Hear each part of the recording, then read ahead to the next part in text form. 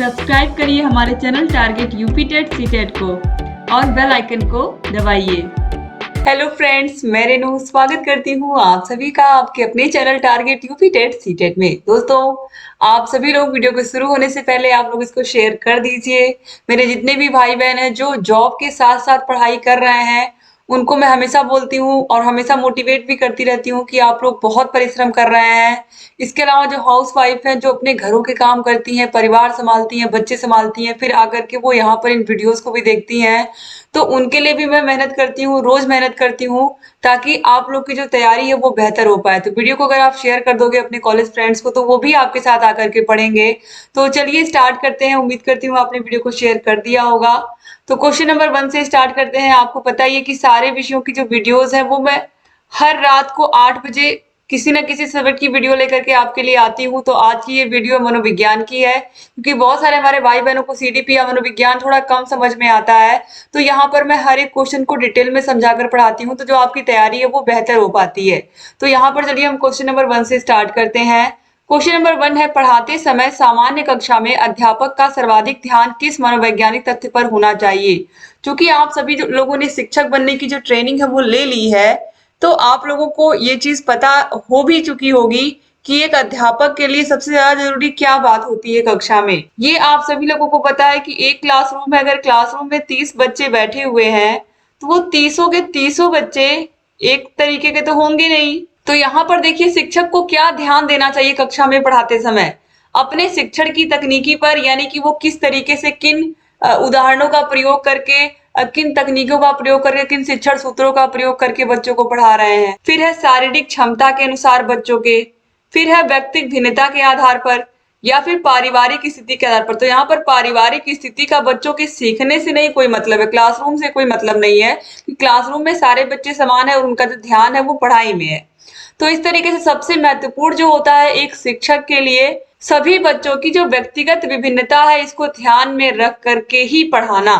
व्यक्तिगत विभिन्नता का मतलब क्या है कि आपकी कक्षा में 30 के 30 बच्चे, जरूरी नहीं कि आप पढ़ा रहे हो तो सबका ध्यान आपकी तरफ ही हो। एक दो बच्चे ऐसे हैं जिनका ध्यान नहीं है, तो आपको क्या करना है, उन बच्चों को भी कोशिश करना है कि वो भी आपकी कक्षा में ध्यान से सुने, जो आप कॉन्सेप्ट पढ़ा रहे हो उनको उनकी रुचि के अनुसार पढ़ाएं।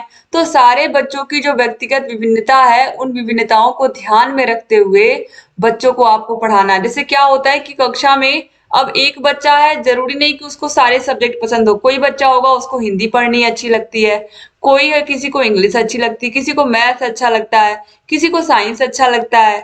तो यहाँ पर क्या होता है कि अब पढ़ना तो सारे सब्जेक्ट है बच्चों को। अब पता चला कि बच्चे ने साइंस पढ़ लिया, मैथ पढ़ लिया, इंग्लिश का पीरियड आते आते उसका मन नहीं कर रहा पढ़ने का, तो इंग्लिश के टीचर के ऊपर ये जिम्मेदारी ज्यादा आ जाती है कि किस तरीके से सारे बच्चों को वो क्लास में इंटरटेन भी करे, यानी कि बच्चों का मनोरंजन भी करे और बच्चों को अच्छे से समझ में भी आए और उनकी जो शिक्षण तकनीकी है वो भी अच्छी हो रहे। तो इस तरीके से जो व्यक्तिगत विभिन्नता है वो सारे बच्चों की कक्षा में ध्यान में रख करके ही शिक्षक को पढ़ाई करवानी होती है। तो यहाँ पर ऑप्शन सी जो है ये सही हो जाएगा। ठीक है, तो हमेशा इस बात का एक शिक्षक को ध्यान रखना है, और चूंकि आप लोग भी शिक्षक बनने जा रहे हैं, आप लोग उसी की तैयारी कर रहे हैं, तो इसलिए आपके लिए ये जानना बहुत जरूरी है। क्योंकि दोस्तों जैसे कि हम एक टीचर है, आप भी टीचर ही हो, तो आपको भी देश का या भविष्य, देश का भविष्य निर्धारित करना है। आप ही के हाथों में देश का भविष्य है। तो ये आप लोगों को पता होना चाहिए कि जब टीचर कक्षा में पढ़ाता है तो सबसे ज्यादा उसका ध्यान किस बात पर होना चाहिए। जब एक शिक्षक क्लास में पढ़ा रहा है तो किस पर होना चाहिए, व्यक्तिगत विभिन्नता पर। अब क्वेश्चन नंबर 2 पर आते हैं। सीखने का सर्वाधिक उपयुक्त अर्थ है कौशल अर्जन, ज्ञानार्जन, व्यवहार में परिमार्जन या व्यक्तिगत समायोजन। दोस्तों, जो सीखने का सर्वाधिक उपयुक्त अर्थ है, सीखने का अर्थ होता है, सीखने को ही हम मनोविज्ञान में क्या कहते हैं, अधिगम कहते हैं। तो अधिगम का मतलब व्यवहार में परिवर्तन या व्यवहार में परिमार्जन होना, यानी कि व्यक्ति के व्यवहार में परिवर्तन लाने को ही हम क्या कहते हैं, सीखना कहते हैं। तो व्यक्ति अपने अनुभव के माध्यम से या किसी कार्य को करने के माध्यम से जिस तरीके से उसके व्यवहार में परिवर्तन या परिमार्जन होता है उसे ही हम क्या कहते हैं, सीखना कहते हैं। ये पूरा अधिगम टॉपिक मैंने सारी परिभाषाएं, सारे रूल्स बहुत ही अच्छे से आप लोगों को पढ़ाया है सीखने का। तो आप सारे चैप्टर्स को पढ़ सकते हैं मनोविज्ञान के। डिस्क्रिप्शन बॉक्स और कमेंट बॉक्स में आपको लिंक मिल जाएगी। मैंने पूरी क्लासेस को अपने हाथों से हैंड रिटन नोट्स में बनाया है और फिर उसके बाद आपको पढ़ाया है। तो आप लोग प्लीज उन वीडियोस को जरूर देखिएगा और नोट्स भी बना सकते हैं आप उसको उससे अच्छे से। क्वेश्चन नंबर 3 पर आते हैं। प्रयत्न और भूल विधि में सबसे अधिक महत्वपूर्ण कारक निम्नलिखित में से कौन सा है? प्रयत्न और भूल विधि किसने दी थी? तो प्रयत्न एवं भूल विधि या प्रयास एवं त्रुटि विधि किसने दी थी? थॉर्नडाइक ने दी थी। और थॉर्नडाइक ने अपना प्रयोग किस पर किया था? बिल्ली पर किया था। और यहाँ पर देखिए, तो प्रयत्न और भूल विधि में सबसे अधिक महत्वपूर्ण कारक निम्नलिखित में से कौन है? दोस्तों यहाँ पर आप देखिए, जो प्रयत्न एवं भूल विधि है जो कि थॉर्नडाइक ने बताया है, थॉर्नडाइक का ये सिद्धांत है। थॉर्नडाइक ने इस सिद्धांत में सबसे अधिक महत्वपूर्ण कारक किसको माना है? प्रयत्न को माना है। क्यों प्रयत्न को माना है? क्योंकि जब हम बार बार प्रयत्न करेंगे तो क्या होगा, हमें फल की प्राप्ति होगी। क्योंकि जो थॉर्नडाइक है, थॉर्नडाइक के सिद्धांत में बिल्ली का भोजन उद्दीपक था और उद्दीपक के कारण उसमें प्रतिक्रिया आरंभ हुई थी और उसने अनेक प्रकार से बाहर निकलने का प्रयत्न किया था। उसने भोजन को पाने की बहुत बार इच्छा प्रकट की थी और बहुत बार उसे प्रयत्न करने के बाद फिर उसको भोजन मिल भी जाता है। तो यहाँ पर ऑप्शन नंबर डी जो है प्रयत्न, ये सबसे महत्वपूर्ण कारक है। यानी कि किसी भी काम की सफलता के लिए प्रयत्न तो हमें करना ही पड़ेगा और जितना हम प्रयत्न करेंगे उसी के अनुसार क्या होगा, हमें फल भी मिलेगा। तो ऑप्शन डी जो है यहाँ पर ये क्या हो जाएगा, सही हो जाएगा। अब हम क्वेश्चन नंबर 4 पर आते हैं। क्वेश्चन नंबर 4 है, सीखने का अंतर्दृष्टि सिद्धांत निम्न में से किसने दिया था? संरचनावादियों ने, व्यवहारवादियों ने, गेस्टाल्टवादियों ने या मनोविश्लेषणवादियों ने? तो दोस्तों अंतर्दृष्टि का जो सिद्धांत है वो आप सभी लोगों को पता है, कोहलर, कोफ्फा और वर्दीमर, ये 3 मनोवैज्ञानिक थे और ये थे गेस्टाल्टवादी। ये क्या थे? गेस्टाल्टवादी थे, ठीक है। और ये जर्मनी के थे, ठीक है, याद रखिएगा।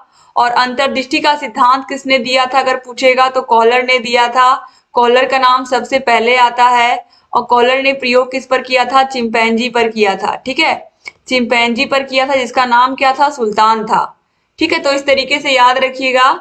यहाँ पर ऑप्शन सी जो है सही हो जाएगा। इनके सिद्धांत को हम सूझ का सिद्धांत भी कहते हैं अंतर्दृष्टि के अलावा।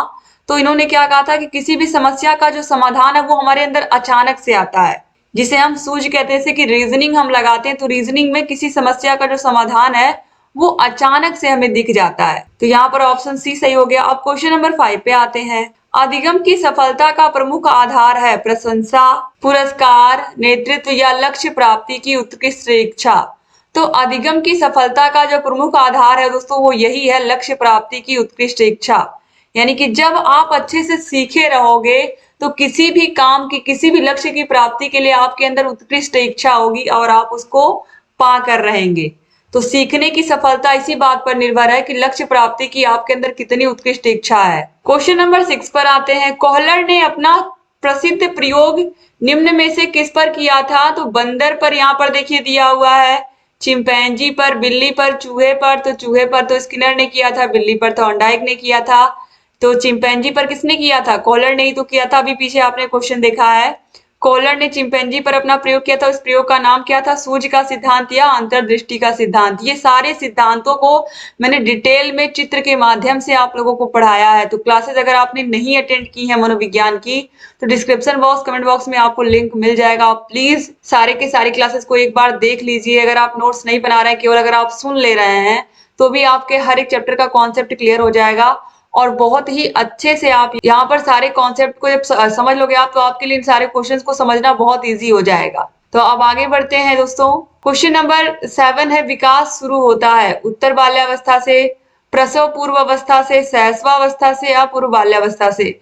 तो किसी भी बालक का जो विकास होता है वो माँ के गर्भ यानी कि प्रसव पूर्व, जब बच्चा माँ के गर्भ में होता है तभी से शुरू हो जाता है। तो यहाँ पर जो प्रसव पूर्व की अवस्था है ये दोस्तों राइट आंसर हो जाएगा। तो दोस्तों यहाँ पर आप देखिए, शीघ्र मानसिक विकास को समझने के लिए मनोवैज्ञानिकों ने क्या बताया है? मनोवैज्ञानिकों ने ये बताया है कि विकास प्रसव के 4 माह पहले शुरू हो जाता है। यह मुख्यतः 3 चरणों में होता है। कौन कौन से? कीटाणु मंच, भ्रूण अवस्था और भ्रूण चरण। तो इस तरीके से माँ के गर्भ में जब बच्चा होता है तभी से उसका विकास शुरू हो जाता है, उसका डेवलपमेंट शुरू हो जाता है। क्वेश्चन नंबर 8 पर आते हैं। शिक्षार्थी व्यक्तिगत विभिन्नता प्रदर्शित करते हैं, अतः शिक्षक को, अब एक ही कक्षा में मैं बार बार आपको बता रही हूँ कि विभिन्न प्रकार के बच्चे आपको मिलेंगे। कुछ बच्चे ऐसे होंगे जिनको साइंस अच्छी लगती है, कुछ होंगे इंग्लिश अच्छी लगती है, किसी को खेलना पसंद है, केवल क्रिकेट खेलना अच्छा लगता है, किसी को सिंगिंग पसंद है, किसी को डांसिंग पसंद है। तो एक ही कक्षा में अलग अलग प्रकार के बच्चे हैं, अलग अलग व्यक्तिगत विभिन्नता रखने वाले बच्चे हैं। तो शिक्षक को क्या करना चाहिए? सीखने के विविध अनुभवों को उपलब्ध कराना चाहिए, कठोर अनुशासन सुनिश्चित करना। अगर क्लास में कठोर अनुशासन रहेगा तो बच्चे डर के मारे शिक्षक से कुछ बता ही नहीं पाएंगे, तो ये गलत हो जाएगा। परीक्षाओं की संख्या बढ़ा दी जाए, लगातार सरकारें परीक्षाओं की संख्या घटा रही है, क्योंकि इससे बच्चों के ऊपर क्या आता है, अनावश्यक प्रेशर आता है, दबाव आता है। अधिगम की एक समान गति पर बल देना चाहिए। अगर एक समान स्पीड से टीचर पढ़ाएंगे तो जो बच्चे क्लास में थोड़े कमजोर है वो पूरा कमजोर ही रह जाएंगे, उनका ग्राफ और नीचे गिर जाएगा, तो ये भी गलत हो गया। तो क्लास में व्यक्तिगत विभिन्नता को ध्यान में रखते हुए एक शिक्षक को सीखने के विभिन्न अनुभवों को उपलब्ध कराना चाहिए। विभिन्न प्रकार के अनुभवों का प्रयोग करके, अपने एक्सपीरियंस का प्रयोग करके शिक्षक को अलग अलग तकनीकों के माध्यम से बच्चों को पढ़ाना चाहिए। तो ऑप्शन ए जो है ये सही हो जाएगा। अब हम क्वेश्चन नंबर 9 पर आते हैं। कक्षा 5 के न्यून दृष्टि वाले बच्चे को, न्यून दृष्टि का मतलब ऐसा बच्चा है कक्षा 5 का जिसको देखने में प्रॉब्लम है, तो कक्षा में विशेष बर्ताव करना चाहिए उसके साथ। निम्न स्तर के कार्य के लिए माफ करना उचित है। कक्षा में सामान्य रूप से बर्ताव करना चाहिए एवं ऑडियो सीडी के जरिए सहायता प्रदान करनी चाहिए। फिर है, उसके दैनिक कार्य में उसके माता पिता तथा मित्रों को सहायता करनी चाहिए। अगर बच्चा देख नहीं सकता है तो उसके लिए हम क्या क्या कर सकते हैं? कक्षा में विशेष बर्ताव करना ये उचित नहीं है कि लग जाएगा सारे बच्चों को कि इसको विशेष ट्रीटमेंट दी जा रही है इस बच्चे को। दोस्तों राइट आंसर हो जाएगा यहाँ पर, देखिए कक्षा 5 के न्यून दृष्टि बच्चे वाले बच्चे को कक्षा में सामान्य रूप से बर्ताव करना चाहिए एवं ऑडियो सीडी के जरिए सहायता प्रदान करनी चाहिए। यानी कि टीचर को क्या करना है कि कोई उसको विशेष ट्रीटमेंट नहीं देनी है, बच्चे को सामान्य बच्चों की तरह ही उससे बर्ताव करना है शिक्षक को। लेकिन चूंकि बच्चे को देखने में प्रॉब्लम है, तो देखने की प्रॉब्लम को कैसे दूर करेंगे शिक्षक? उसको ऑडियो सीडी के माध्यम से उन चीजों को वो प्रोवाइड कराएंगे, अपने स्टडी मटेरियल को वो ऑडियो सीडी के माध्यम से बच्चे को दे देंगे। यानी कि उसको रिकॉर्ड करके जो लेक्चर पढ़ा रहे हैं, क्योंकि बच्चे को देखने में प्रॉब्लम है लेकिन सुनने में तो प्रॉब्लम नहीं है ना, तो अगर बच्चे को ऑडियो सीडी बना करके दे देंगे कक्षा में जो भी वो पढ़ा रहे हैं, तो बच्चा उनको सुन करके उन सारी चीजों को याद कर लेगा, कॉन्सेप्ट को याद कर लेगा, समझ लेगा। तो इस तरीके से ऑप्शन सी जो है सही हो जाएगा। तो ऐसे बच्चे को खास ट्रीटमेंट नहीं देनी है, इस बात को हमेशा ध्यान रखिएगा। किसी भी प्रकार से अक्षम बच्चा है, चाहे देखने में समस्या है, उसको सुनने में समस्या, बोलने में समस्या, उसको सामान्य रूप से ही सामान्य बच्चों की तरह ही ट्रीट करना है कक्षा में, बस उसकी जो आवश्यकता है उसको पूरा करते हुए। क्वेश्चन नंबर 10 पर आते हैं। जन्म के समय लगी चोट या भ्रूण क्षति की वजह से आई मानसिक मंदता कहलाती है। जन्म के समय बच्चे को लग गई चोट या भ्रूण क्षति की वजह से बच्चे के दिमाग पर जो जोर पड़ गया, जिसकी वजह से वो मानसिक रूप से मंद हो गया है, वह घटना क्या कहलाती है? जैविक मंदता, पारिवारिक मंदता, आकस्मिक मंदता या चिकित्सा मंदता? तो दोस्तों इस मंदता को हम कहते हैं जैविक मंदता। ऑप्शन ए जो है ये सही हो जाएगा। अब आगे बढ़ते हैं दोस्तों। इसके बाद क्वेश्चन नंबर 11 पर राष्ट्रीय पाठचर्या की रूपरेखा 2005 में गुणवत्ता आयाम शीर्षक के अंतर्गत अधिक महत्व दिया गया है। शिक्षित एवं अभिप्रेरित अध्यापकों को, भौतिक संसाधनों को, बालकों के लिए ज्ञान के संदर्भ में संरचित अनुभवों को, या बालकों के लिए संरचित अनुभव एवं पाठ्यक्रम सुधार को।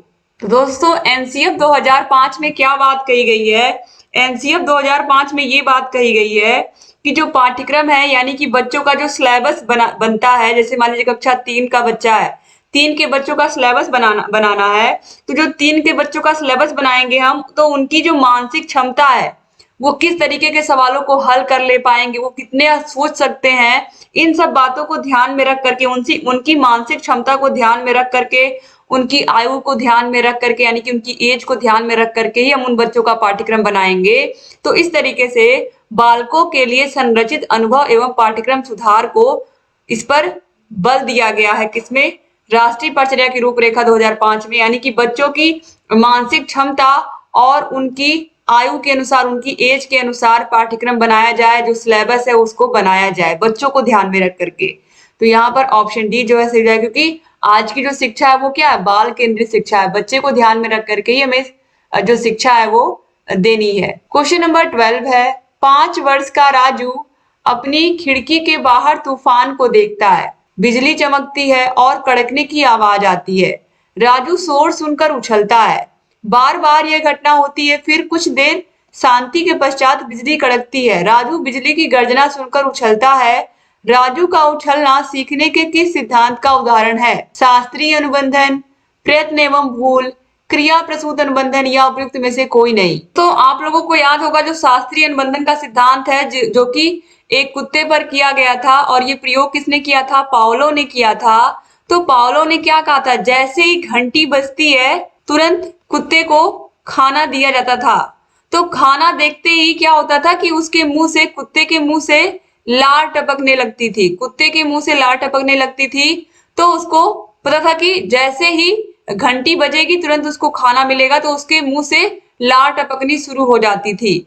तो घंटी बजी, खाना मिला, घंटी बजी, खाना मिला। तो एक स्थिति ऐसी आई कि घंटी तो बजाई गई लेकिन खाना नहीं दिया गया, लेकिन फिर भी कुत्ते के मुंह से लार गिरी। सेम वही स्थिति यहाँ पर समझाने का प्रयास किया गया है कि बच्चा जब भी बिजली की आवाज को सुनता है तो वो क्या करने लगता है? उसको सुन करके उछलने लगता है, डांस करने लगता है। ठीक है, तो वो बार बार यहाँ पर जो बिजली की आवाज है वो क्या है? यहाँ पर उद्दीपक का काम कर रही है, और उस उद्दीपक को देख करके बच्चा अनुक्रिया कर रहा है, उछल रहा है, कूद रहा है।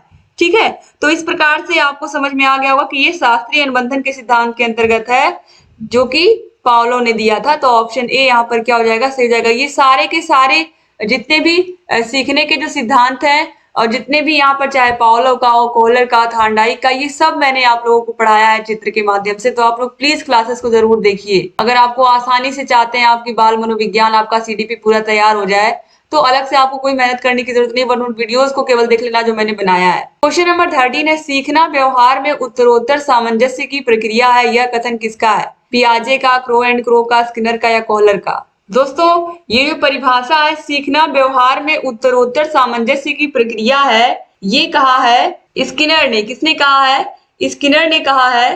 तो यहाँ पर जो ऑप्शन नंबर सी है ये सही हो जाएगा, और स्किनर ने ही आपको पता है क्रिया प्रसूत अनुबंधन का सिद्धांत दिया है, तो ये आपको याद ही होगा। अब इसके बाद क्वेश्चन नंबर 14 पर आते हैं। निम्नलिखित में से कौन सा सिद्धांत यह दर्शाता है कि अपेक्षित व्यवहार के सन्निकट सकारात्मक प्रतिक्रिया तथा पुनर्बलन के फलस्वरूप व्यवहारात्मक विकास किया जा सकता है? वाद्य अनुबंधन, शास्त्रीय अनुबंधन, ऑपरेंट अनुबंधन या सामाजिक अनुबंधन? दोस्तों, यहाँ पर आप देखिए, जो ऑपरेंट अनुबंधन है, जिसे हम क्रिया प्रसूत अनुबंधन का सिद्धांत भी कहते हैं, यह सिद्धांत यह दर्शाता है कि अपेक्षित व्यवहार का विकास सकारात्मक पुनर्बलन के फलस्वरूप ही होता है। यह सकारात्मक पुनर्बलन उसके द्वारा प्राप्त परिणामों पर निर्भर करता है। तो यहाँ पर ऑप्शन नंबर सी जो है ये सही हो जाएगा। ठीक है, इसके बाद क्वेश्चन नंबर 15 पर आते हैं। अपनी कक्षा की व्यक्तिगत विभिन्नताओं से निपटने के लिए शिक्षक को क्या करना पड़ेगा? एक शिक्षक की कक्षा में विभिन्न प्रकार के बच्चे हैं, तो उनकी व्यक्तिगत विभिन्नताओं से निपटने के लिए शिक्षक को क्या करना पड़ेगा? शिक्षण और आकलन के समान और मानक तरीके। अगर समान तरीकों का प्रयोग करके शिक्षक पढ़ाएंगे, सभी बच्चों के लिए एक ही मानक लगा देंगे, तो सारे बच्चों के अनुसार वो नहीं पढ़ा पाएंगे। फिर है, बच्चों को उनके अंकों के आधार पर अलग अलग उनको नामित करें, तो ये तो गलत है। यहाँ पर ये चीजें तो क्लास में बिल्कुल नहीं करनी है कि बच्चों को अलग अलग सेक्शन में डिवाइड कर दें, अलग अलग विभाजित कर दें। बच्चों से बातचीत करें और उनके दृष्टिकोण को महत्व दें। फिर है, विद्यार्थियों के लिए कठोर नियमों को लागू करें, तो ये भी गलत हो जाएगा। तो अपनी कक्षा की व्यक्तिगत विभिन्नताओं से निपटने के लिए शिक्षक को क्या चाहिए? शिक्षक को चाहिए कि वो बच्चों से बातचीत करें, और उनका जो दृष्टिकोण है पढ़ाई के प्रति या उस किसी पर्टिकुलर सब्जेक्ट के प्रति, चाहे वो हिंदी, इंग्लिश, मैथ हो, उनकी राय क्या है उसके बारे में। जब ये आपको पता होगा तभी आप समझ पाओगे कि उनको किस विधि का प्रयोग करके, कौन से शिक्षण सूत्र का प्रयोग करके, कौन सी तकनीकी का प्रयोग करके आप उनको पढ़ाओगे। तो यहाँ पर ऑप्शन नंबर सी जो है सही हो जाएगा। क्वेश्चन नंबर 16 है, विशेष आवश्यकता वाले बच्चों को शामिल करना एक काल्पनिक लक्ष्य है जिसमें अक्षमता न हो उन बच्चों के लिए हानिकारक है, विद्यालयों पर भार बढ़ा देगा, शिक्षण के प्रति दृष्टिकोण, विषय वस्तु और धारणा परिवर्तन की अपेक्षा रखता है। तो दोस्तों, राइट आंसर यहाँ पर हो जाएगा ऑप्शन नंबर डी, विशेष आवश्यकता वाले बच्चों को शामिल करना शिक्षण के प्रति उनके दृष्टिकोण, विषय वस्तु, धारणा परिवर्तन की अपेक्षा रखता है। यानी कि जो ऐसे बच्चे हैं, जो विशेष आवश्यकता वाले बच्चे हैं, जब हम उनको क्लासरूम में शामिल करते हैं, उनका शिक्षण के प्रति यानी कि पढ़ाई के प्रति क्या दृष्टिकोण है, वो विषय वस्तु को किस प्रकार समझ पा रहे हैं, वो कितना सीख पा रहे हैं, ये सारी बातें हम क्लास में जान पाते हैं जब ऐसे बच्चों को हम पढ़ाते हैं कक्षा में। अब विशेष बच्चों का मतलब वही बच्चे जो सही से सुन नहीं पाते, जो देख नहीं पाते सही से, जो मूक बधिर हैं, जो बोल नहीं पाते, या जो अस्थि बाधित है, किसी प्रकार से कोई प्रॉब्लम है उनकी हड्डियों में, तो ऐसे बच्चों की ही बात यहाँ पर की गई है। तो ऑप्शन डी सही हो जाएगा। क्वेश्चन नंबर 17 है, विकास का सिर पदाभिमुख दिशा सिद्धांत व्याख्या करता है कि विकास इस प्रकार आगे बढ़ता है, सामान्य से विशिष्ट कार्यों की ओर, भिन्न से एकीकृत कार्यों की ओर, सिर से पैर की ओर, या ग्रामीण से शहरी क्षेत्र की ओर। दोस्तों, विकास का ये जो सिद्धांत है सिर पदाभिमुख सिद्धांत, यह सिर से पैर की ओर, जो विकास है वो सिर से पैर की ओर होता है। ये राइट आंसर हो जाएगा, ऑप्शन सी सही हो जाएगा। आगे बढ़ते हैं क्वेश्चन नंबर 18 पर। जीन पियाजे के अनुसार अधिगम के लिए निम्नलिखित में से क्या आवश्यक है? सीखने के लिए सबसे ज्यादा जरूरी क्या है जीन पियाजे के अनुसार? शिक्षार्थी के द्वारा पर्यावरण की सक्रिय खोजबीन, वयस्कों के व्यवहार का अवलोकन, यानी कि जो बड़े लोग हैं उनके व्यवहार का अवलोकन करके बच्चे सीखते हैं, या ईश्वरीय न्याय पर विश्वास करके, या शिक्षकों और माता पिता द्वारा पुनर्बलन के माध्यम से। तो दोस्तों यहाँ पर जो राइट आंसर है वो है शिक्षार्थी के द्वारा पर्यावरण की सक्रिय खोजबीन करके, कहाँ पर कोई व्यक्ति क्या कर रहा है, कहाँ पर क्या घटना घट रही है, ये बच्चे इसके बारे में खुद खोजबीन करें और खुद सीखें अपने आसपास की जो भी घटनाएं हो रही हैं। ये कहना था जीन पियाजे का। ठीक है, यानी कि सीखने के लिए बच्चे खुद पर्यावरण की सक्रिय खोजबीन करें। तो ऑप्शन ए सही हो जाएगा। और जब बच्चे खुद से करके सीखेंगे तो वो अच्छे से सीखेंगे। क्वेश्चन नंबर 19 है, पियाजे के सिद्धांत के अनुसार निम्नलिखित में से कौन सा व्यक्ति के संज्ञानात्मक विकास को प्रभावित नहीं करेगा? भाषा, सामाजिक अनुभव, परिपक्वन, या क्रियाकलाप। तो यहाँ पर दोस्तों राइट आंसर हो जाएगा ऑप्शन नंबर बी, सामाजिक अनुभव वाला व्यक्ति संज्ञानात्मक विकास को प्रभावित नहीं करेगा। तो ऑप्शन बी जो है ये क्या हो जाएगा? सही हो जाएगा। इसके बाद आगे बढ़ते हैं क्वेश्चन नंबर 20 पर। जब बालक सीखने के लिए तैयार होता है तब वह जल्दी व प्रभावशाली तरीके से सीखता है। यह सिद्धांत का प्रतिपादन किसने दिया? जब हम किसी काम को करने के लिए तैयार है, तत्पर हैं, तो वो काम जल्दी और प्रभावशाली तरीके से होता है। तो तत्परता का नियम किसने दिया है? तत्परता का नियम, प्रभाव का नियम, अभ्यास का नियम, ये तीनों नियम, सीखने के मुख्य 3 नियम किसने बताए हैं? थॉर्नडाइक ने बताए हैं। तो राइट आंसर क्या हो जाएगा? ऑप्शन नंबर ए, थॉर्नडाइक हो जाएगा। तो जब हम किसी काम को सीखने के लिए तैयार होते हैं तो वो काम जल्दी और प्रभावशाली तरीके से होता है। तो यह सिद्धांत थॉर्नडाइक ने दिया है। अब वो कोई सब्जेक्ट हो सकता है जिसको पढ़ने में आपको मजा आता है, या फिर कोई गेम हो सकता है जिसको सीखने के लिए आप परेशान हो, कोई भी चीज हो सकती है, तो वो आसानी से आपको आती है जब आप सीखना चाहते हो। क्वेश्चन नंबर 21 है, इनमें से कौन सी अधिगम असक्तता वाले बच्चे की एक विशेषता है? अधिगम असक्तता यानी कि ऐसे बच्चे जिनको पढ़ने में प्रॉब्लम है, जिनको लिखने में प्रॉब्लम है, तो ऐसे बच्चों को हम क्या कहते हैं, या ऐसे बच्चों की विशेषता क्या होती है?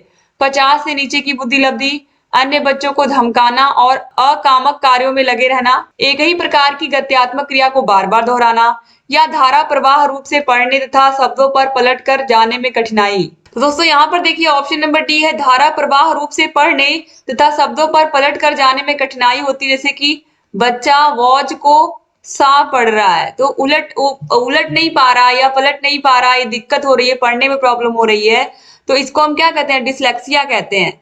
तो ये क्या है? एक प्रकार की अधिगम असक्तता है। अब क्वेश्चन नंबर 22 पर आते हैं। मनोविज्ञान का क्षेत्रवादी सिद्धांत किसने दिया था?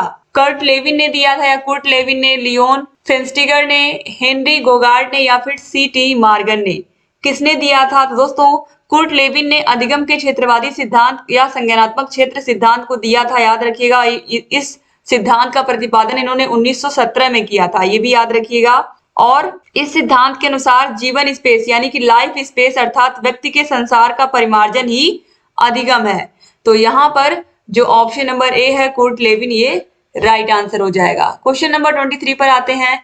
सीखना व्यवहार में उत्तरोत्तर सामंजस्य की प्रक्रिया है, यह कथन किसका है? और अभी इसी वीडियो में आपने देखा है यह कथन किसका है, तो यह कथन है स्किनर का। सीखना व्यवहार में उत्तरोत्तर सामंजस्य की क्रिया है, ये कहा है स्किनर ने। अब क्वेश्चन नंबर 24 पर आते हैं। शारीरिक वृद्धि और विकास को मिला करके क्या कहते हैं हम? तत्परता, अभिवृद्धि, गतिशीलता या आनुवांशिकता। तो शारीरिक वृद्धि और विकास को मिला करके हम कहते हैं अभिवृद्धि। क्या कहते हैं? अभिवृद्धि शब्द बना है, तो ऑप्शन बी जो है सही हो जाएगा। क्वेश्चन नंबर 25 है, क्लासिकल स्थिति का प्रतिपादक कौन था? क्लासिकल कंडीशनिंग थियरी किसने दी थी? आप सभी को पता है, जिसे हम शास्त्रीय अनुबंधन का सिद्धांत कहते हैं, और ये प्रयोग किया था पाओलो ने किस पर? कुत्ते पर किया था। तो ऑप्शन बी जो है सही हो जाएगा। सबसे पहला अनुबंधन का सिद्धांत यही है, इसीलिए इसको हम क्लासिकल कंडीशनिंग थियरी या शास्त्रीय अनुबंधन का सिद्धांत कहते हैं। जैसे कि जो पुराना संगीत है जिसे हम शास्त्रीय संगीत कहते हैं, उसी प्रकार से ये सीखने का सबसे पुराना जो सिद्धांत है, इसके बाद पाओलो के सिद्धांत के बाद ही थॉर्नडाइक का सिद्धांत, स्किनर का सिद्धांत, ये सारी चीजें आई अधिगम की। सबसे पहले पाओलो ने ही दिया था, तो इसीलिए इसको क्लासिकल कंडीशनिंग थियरी कहते हैं। उसके बाद थॉर्नडाइक, स्किनर, ये सब आए। क्वेश्चन नंबर 26 है, इनमें से किस घटक के प्रभाव से शैक्षिक पिछड़ापन नहीं उत्पन्न होगा? परिवार के खराब सामाजिक आर्थिक स्तर के कारण, स्कूल के शोचनीय शैक्षिक माहौल के कारण, परिवार का पेशा या परिवार के शोचनीय भावात्मक वातावरण। तो यहाँ पर देखिए, यहाँ पर ऑप्शन ए जो है, इससे भी पिछड़ेपन का यहाँ पर बच्चे के ऊपर प्रभाव पड़ता है। परिवार की अगर खराब सामाजिक आर्थिक स्थिति है, विद्यालय की विद्यालय का जो माहौल है वो शोचनीय शैक्षिक माहौल है, तो इससे भी बच्चे के ऊपर प्रभाव पड़ेगा, उसके विकास के ऊपर। और अगर परिवार का माहौल भी शोचनीय और भावात्मक वातावरण घर में है, तो इसका भी प्रभाव बच्चे के ऊपर पड़ेगा। लेकिन परिवार का पेशा क्या है, बच्चे के माता पिता क्या करते हैं, बच्चे के ऊपर इसका प्रभाव नहीं पड़ता है, क्योंकि बच्चा है छोटा, स्कूल जा रहा है, तो उसको इससे नहीं कोई मतलब होता है। तो ऑप्शन सी जो है ये क्या हो जाएगा? सही हो जाएगा। इससे जो शैक्षणिक पिछड़ापन है वो उत्पन्न नहीं होगा। क्वेश्चन नंबर 27 है, व्यवहार का करना पक्ष किसमें आता है? सीखने के गतिक कॉग्निटिव क्षेत्र में, सीखने के भावात्मक क्षेत्र में, सीखने के मनोवैज्ञानिक क्षेत्र में, या सीखने के संज्ञानात्मक क्षेत्र में? दोस्तों राइट आंसर यहाँ पर हो जाएगा ऑप्शन नंबर ए, सीखने के गतिक कॉग्निटिव क्षेत्र के अंतर्गत आता है व्यवहार का करना। तो यहाँ पर ऑप्शन ए जो है सही हो जाएगा। क्वेश्चन नंबर 28 है, श्रवण ह्रास से ग्रसित बच्चे कक्षा में किस मुख्य नैराश्य या कुंठा का सामना करते हैं? ऐसे बच्चे जो सुन नहीं पाते हैं वो किस प्रकार से कुंठा ग्रसित हो जाते हैं?